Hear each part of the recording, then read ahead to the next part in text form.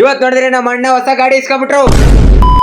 ಕನ್ನಡಿಗರಿಗೆ ನಮಸ್ಕಾರ, ಎಲ್ಲರಿಗೂ ಹೇಗಿದ್ರೆ ಎಲ್ಲರೂ ಚೆನ್ನಾಗಿದ್ರೆ ಅನ್ಕೊಂತೀನಿ. ಇವತ್ತಿನ ಸ್ಟಾರ್ಟ್ ಮಾಡೋಣ ಬನ್ನಿ. ಸೈಲೆಂಟ್ ಹೋಗ್ಬೇಕಾದ್ರೆ ಇಲ್ಲಿ ಸಿಕ್ಕರು ಕಳ್ಳನ್ ಮಕ್ಳು, ಇವರೆಲ್ಲ ಇಸ್ಪಾಟ್ ಆಡ್ತಿದ್ರು, ಅದಕ್ಕೆ ನಾನು ಹಿಡ್ದಾಕ್ಬಿಟ್ಟೆ. ಆಮೇಲೆ ಹಿಡ್ದಾಕಿದ್ ಖುಷಿಗೆ ನೀವು ಪೊಲೀಸ್ ಅನ್ಬೇಡ್ರಿ.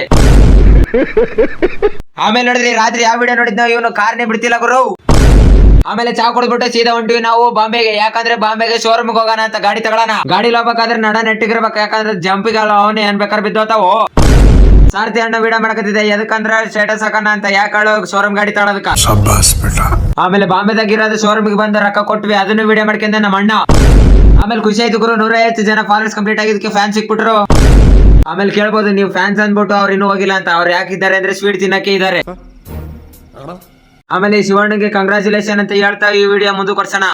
ಬಾಂಬೆದಾಗ ಇನ್ನೊಂದ್ ಜಾಗ ಐತೆ, ಅಲ್ಲಿ ನೋಡಿದ್ರೆ ರೀಲ್ಸ್ ಮಾಡಬಹುದು, ಮಸ್ತ್ ಆಗಿರುತ್ತೆ ಅಂತ ಅಲ್ಲಿ ಹೊಂಟಿವಿ. ಜನ್ಮಕ್ಕೆ ಹೋಗೋ. ಆಮೇಲೆ ಬರೀ ನೋಡೋದಲ್ಲ, ಫಾಲೋ ಮಾಡ್ರಿ ಹಂಗ.